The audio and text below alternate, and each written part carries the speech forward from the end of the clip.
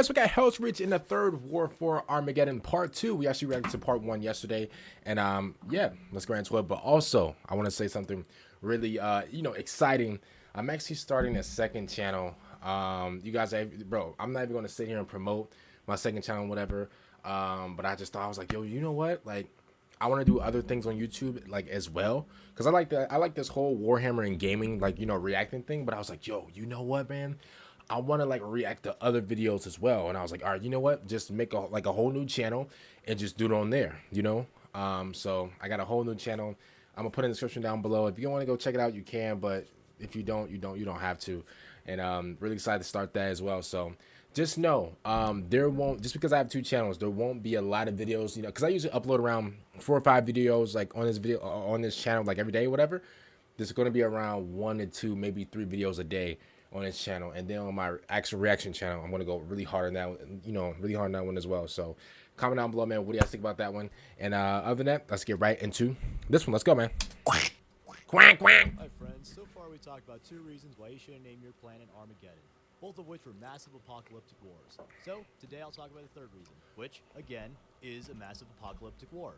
After his defeat in the Second War, Mag Uruk-Thraka, prophet of the Wa, began to regroup his forces. Unlike most orcs, Ghazghkull isn't a complete dumbass meathead.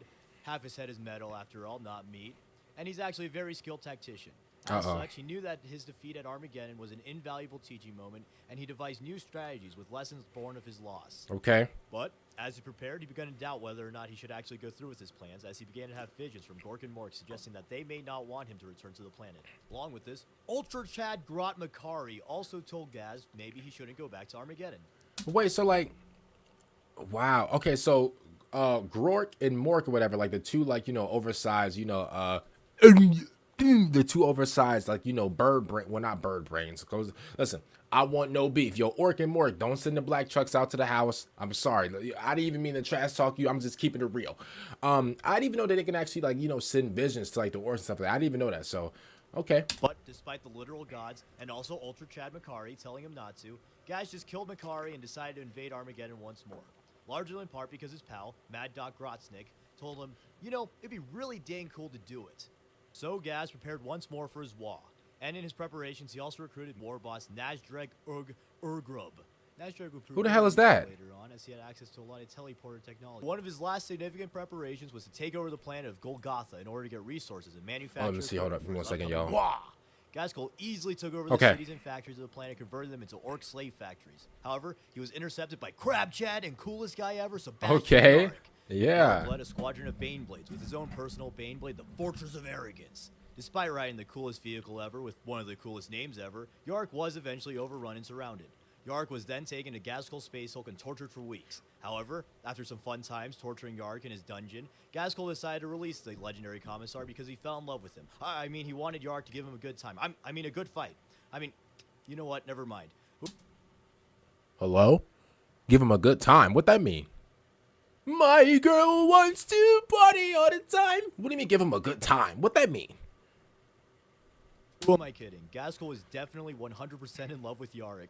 So 7 years later, Ghazghkull finally returned to his murder bestie and finally launched his second assault. The Greenskin. Wait. Are we just moving past that? Wait. I didn't know if he was trolling or not. Wait, so he actually just let him go?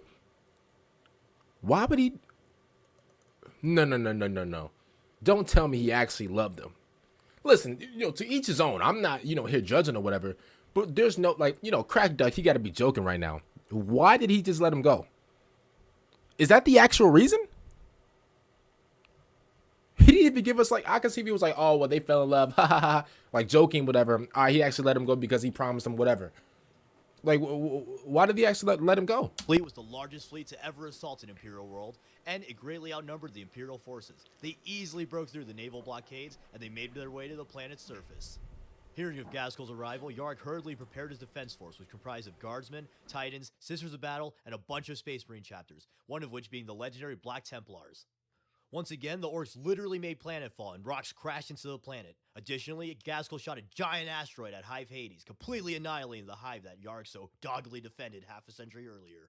The rocks that crashed into the planet were fitted with teleporters, and Ghazghkull quickly teleported troops and equipment from space to the planet in mere moments. Oh, hey, that's a nasty glitch. Hey, I'm gonna be honest with you. That's a nasty glitch. Imagine like you launching like some rocks or whatever, and like those rocks kill people, and then those rocks got like teleportation things to the point where there's actual like nasty orcs coming out of it. I'm gonna be honest with you. That's fire. Hey, that's fire. That's fire. Across the world, huge battles waged. Imperials faced unending waves of orcs. Feral orcs from the first war came out of hiding to scrap. Titans battled Gargants. Yarg dramatically looked at the camera and he said, "Gulp.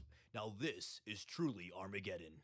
One of the first hives assaulted by the orc forces was HELSREACH. The battle for HELSREACH is one of the most iconic battles in all of 40k and one of the most devastating Space Marine last stands. The Black Templars sent 100 Templars from their crusading fleet in order to aid Armageddon. Fleet seems a bit low to me, but GW isn't really known for their number skills, so whatever. Ooh. But the Marines fortified HELSREACH alongside the Guardsmen and Sisters of Battle. Maldus led strike teams to kill some of the initial orc forces. However, when the bulk of the horde arrived, the Templars hunkered down within the city walls. Imperial Navy bombers thinned the approaching green tide. Oh, I think we would attempt to pick off the surviving orcs. So like we actually watched like the actual video version of HELSREACH before, so like I'm pretty sure like we know what happened, but like we're still gonna like watch it. Acquiring more firepower, Grimaldus sent his Master of the Force to seek out an ancient weapon called Oberon. Oberon was a massive war machine called an Ordinatus engine. Its main strength was its humongous Nova cannon. This cannon was usually equipped on Imperial Navy battleships, and its devastating blast could literally one-shot. Bro, that thing is like a Kami-ha, bro. No lie, that thing is like a Kami. What would you call it? The Call Me Your Mama. That thing is like a Call Me Your Mama, bro. Just one shot. But it does take like a whole like Brady Bunch show for it to load up. So. Titans. After some time, the orcs amassed their largest force yet. Millions of orcs alongside hundreds of Gargants and vehicles assaulted the hive walls once again. The massive horde was met with airstrikes and the Titan Legion, Legio, and Vigilata. Eventually, the overwhelming number of orcs broke through the defensive lines and flooded the hive. After about a month of brutal combat, the orcs had gained control of the majority of HELSREACH. However, there were still Imperial holdouts going strong. In addition to the ground forces, the orcs also had submarines assaulting the docks of HELSREACH, bombarding the hive and sending in extra troops. The Black Templars desperately fought on the docks. They had submarines? Why did they have some? Yo, they had submarines. How did they even build these? I thought these dudes were like I thought these guys were meatheads. Were beginning to falter when drop pods burst through the clouds above and barraged the city streets. It was a salamanders.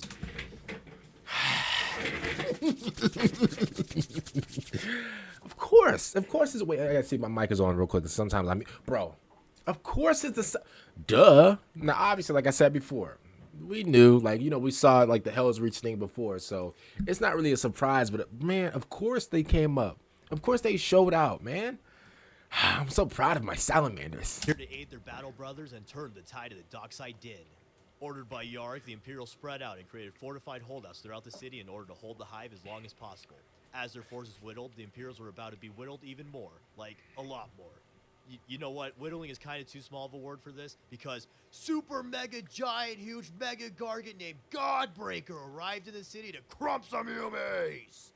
Godbreaker was even bigger than the Imperial Titans, including the Imperator Titans. Imperator Titans are those humongoid Titans with we've seen these. Yeah, we know this. Or at least they're supposed to be giant humongoid Titans when in reality they're only like 50 meters tall, which is only really as tall as like the Leaning Tower of Pisa or What do you mean only? He said that like it was like a like it was like the size of like Shaquille O'Neal or something like that. Nah, bro. That thing is humongous, literally. Zilla, the original one. Yeah, I mean like that's tall, but I don't know if it's tall enough for a Titanic god machine, But you know what? My girlfriend tells me that size doesn't matter, so let's just move on. The only thing that could even hope to compete with the gargantuan Gargant was the Imperator Titan Storm Herald. However, Storm Herald was badly damaged and worn out, so it was only capable of one shot. Me too, buddy. Me too. But you know what? It's like when you and the boys are on Fortnite, it's down to the last guy, only your buddy's still alive, it's a 1v1 for the Vicroy. He steadies his purple sniper, takes aim, you're all waiting for him to kill the last dude. He takes a breath, he shoots, he fucking misses, and then gets lasered by the opponent, and you call him the worst things possibly imaginable. That is exactly what happened with Storm Herald. It whipped its one shot and immediately... Yep. We seen this one, bro. Bro, I thought he literally told the guy to wait. He said, bro, wait. I don't even think you got the right aiming right. Just wait, just 1 second. Just wait it out.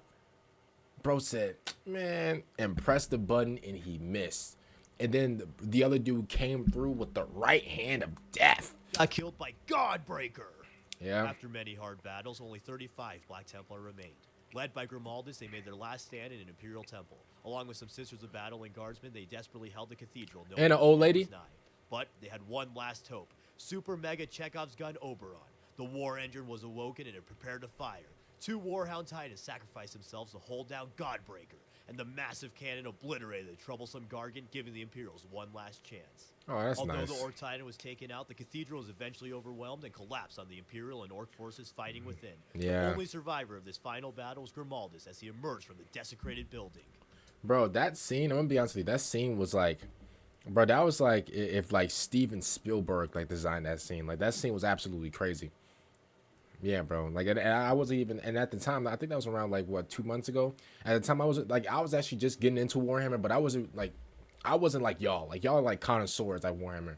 But yeah, bro, that scene with the music and everything like that, I'm gonna be honest with you, that's like one of the best things I've seen in like Warhammer. Just keeping it real. Oh, and while this was all happening, Hive Akron also suddenly fell into Orc hands. However, the Hive didn't fall due to a huge Orc assault.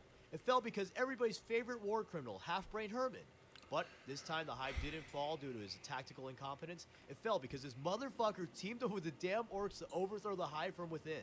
Yeah, go crazy with that one, Power Scalers. PP Herman was able to make Hive Akron fall almost by himself. It took the stupid Orcs a giant army, and they why did this bum team up? Yo, are you serious?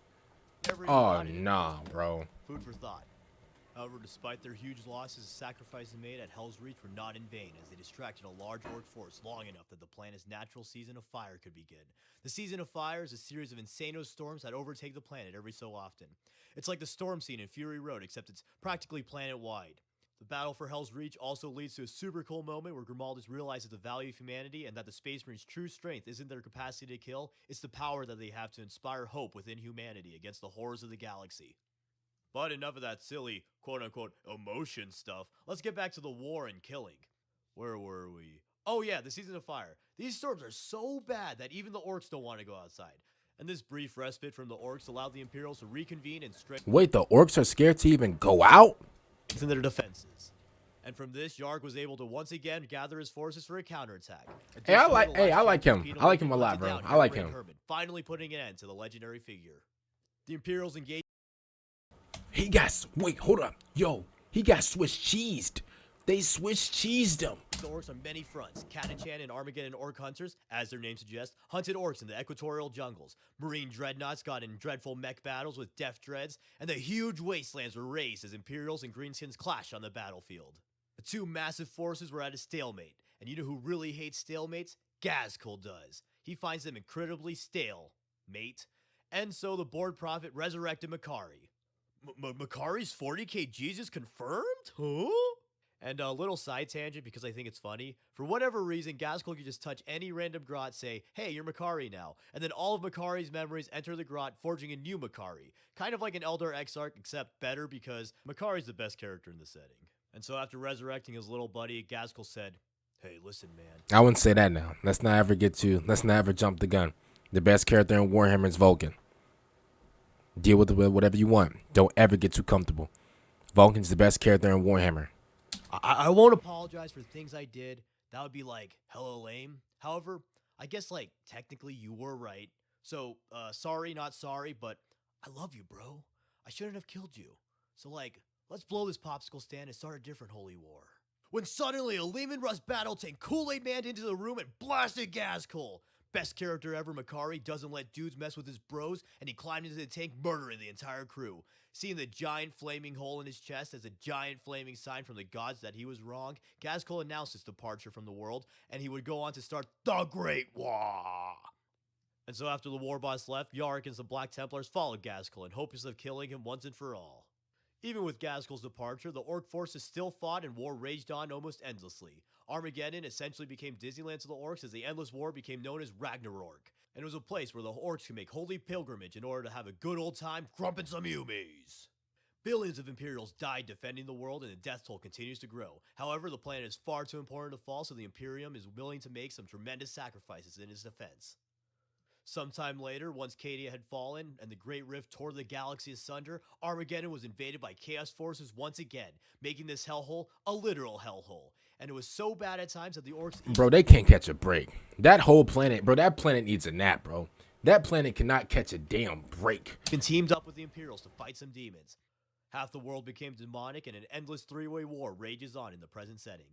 And that concludes the Wars for Armageddon.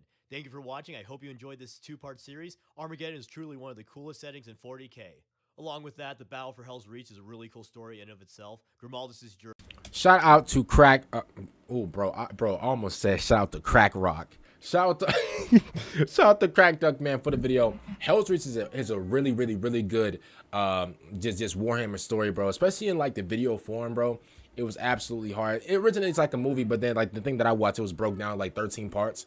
Comment down below, man. What do you guys think actually about this? Again, I already knew about like the Hellreach thing, which, you know, it was kind of like obviously when, you know, whenever the Salamander showed up, I was jumping for joy, bro. My stomach was doing backflips. That's how excited I was. But other than that, again, man, comment down below. What do you guys think about it? And peace out.